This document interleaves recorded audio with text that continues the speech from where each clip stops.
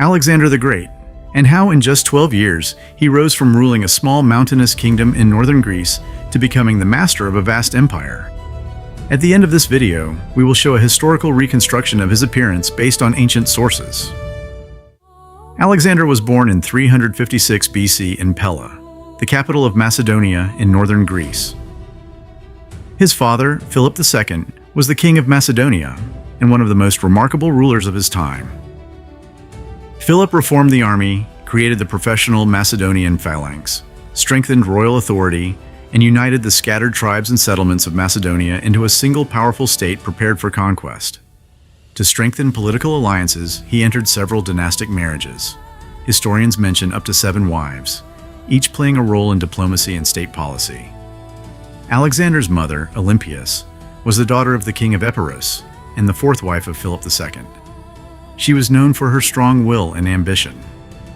Believing herself to be a descendant of Achilles, she raised her son with the conviction that he was destined for greatness. She took part in religious mysteries, worshipped Dionysus, and instilled in Alexander a deep sense of purpose and determination. From an early age, Alexander showed unusual seriousness and a keen interest in affairs of state. According to tradition, at around 8 years old he received Persian envoys at the Macedonian court. He showed little interest in their luxurious gifts, instead asking about the strength of the Persian Empire, the size of its army, and the ways wars were fought. This behavior amazed the courtiers and revealed the character of a future commander. At the age of 12, Alexander demonstrated his courage by taming the wild horse Bucephalus, an animal no one else could control. This moment became a symbol of his bravery and his bond with the loyal horse that would accompany him on many campaigns. Later, in his honor, Alexander founded a city bearing Bucephalus's name in the territory of modern-day Pakistan. In his youth, Alexander was educated by Aristotle, studying philosophy, politics, military science, medicine, and other disciplines. This education shaped his worldview, strengthened his analytical mind, and prepared him for future conquests and the rule of a vast empire. At 16, while Philip was away on campaign, Alexander served as regent of Macedonia. During this time, he suppressed a revolt of the Thracian tribes, demonstrating decisiveness, strategic thinking, and the qualities of a future ruler. In 336 BC, Philip was assassinated during a festival at Aegae at about 46 years of age. Some ancient writers suggested that Olympias may have been connected to the conspiracy, seeking to protect her son's interests and eliminate potential rivals. After Philip's death, his eldest son Alexander, only 20 years old, became king of Macedonia, inheriting a strong but not yet fully secured kingdom. Philip had several children from different wives, but most of them played no significant role after Alexander's accession. Their fates remain largely unknown. Some died, while others were removed during the struggle for power that followed Philip's death. Soon after taking the throne, Alexander strengthened his authority by securing the loyalty of the Macedonian nobility and army, neutralizing potential rivals, and confirming the allegiance of key generals.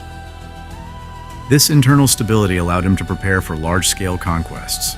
In 334 BC, Alexander turned east and began his campaign against the mighty Persian Empire, the largest power of that era. After crossing the Hellespont, he entered Asia Minor and won his first major victory at the Battle of the Granicus River.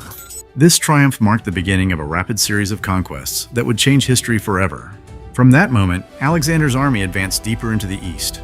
Some rulers submitted to his authority, while others resisted him in battle. Each victory strengthened his reputation as an undefeated commander and brought him closer to a decisive confrontation with the Persian king, Darius III. Their first major clash took place in 333 BC near the city of Issus. The battle unfolded on a narrow coastal plain between the sea and the mountains, where the massive Persian army could not fully deploy its forces. Seizing the moment, Alexander personally led a cavalry charge and broke through the enemy's center. At the height of the battle, Darius fled the field. His family, treasures, and royal camp fell into Alexander's hands. Yet Alexander showed royal generosity, ordering that Darius's captured relatives be treated with honor.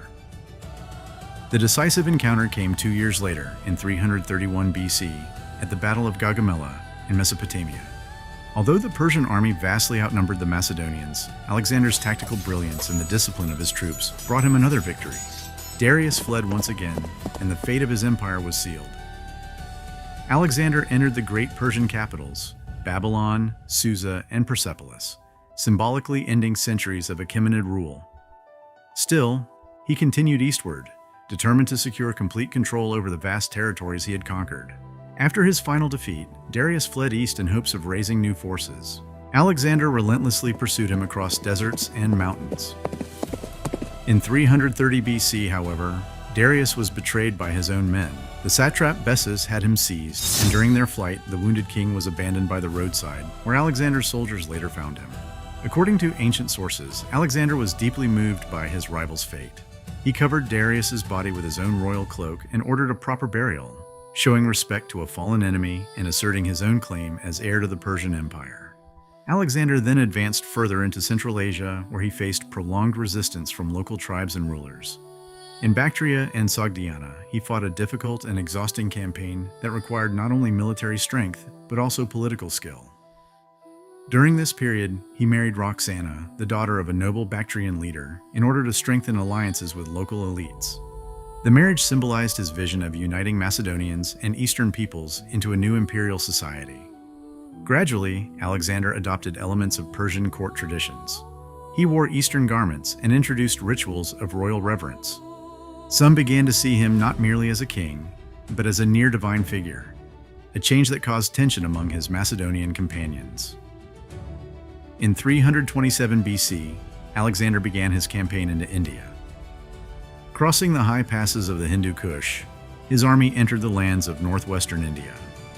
In 326 BC, at the Battle of the Hydaspes River, he faced King Porus. Despite fierce resistance and the terrifying war elephants, Alexander emerged victorious. Impressed by Porus's bravery, he allowed him to remain on the throne as an ally. After this victory, the army marched further east until it reached the Hyphasis River. There, exhausted by years of war, endless marches, heavy rains, and fear of even greater kingdoms ahead, the soldiers refused to continue. Alexander tried to persuade them, dreaming of reaching the edge of the world and the great Eastern Ocean. But for the first time, his army would not follow him. Realizing the danger of continuing, he agreed to turn back. He marked the eastern limit of his campaign by erecting altars on the riverbanks. Part of the army returned by sea, while the main force crossed the harsh Gedrosian desert where heat and thirst claimed many lives. Eventually, Alexander returned to Persia and focused on strengthening his rule and uniting Macedonians with the conquered peoples. He encouraged intermarriage, retained local rulers, and himself entered dynastic unions with Persian princesses to legitimize his authority over the vast empire. Later, he returned to Babylon, which became the center of his empire and his new capital. There, he planned future campaigns and reforms. His empire stretched across thousands of kilometers, and his army had marched immense distances. But in 323 BC, Alexander suddenly fell ill. Some historians believe the cause may have been malaria, or another disease contracted during his long campaigns. As his strength faded, he was asked who would inherit his empire. According to ancient sources, he replied, "To the strongest." After his death, his generals, the Diadochi, fought bitter wars that divided his empire. His sons, Alexander IV and Heracles, were later murdered while still teenagers, bringing an end to the dynasty of the great conqueror. Yet his glory endured through the ages.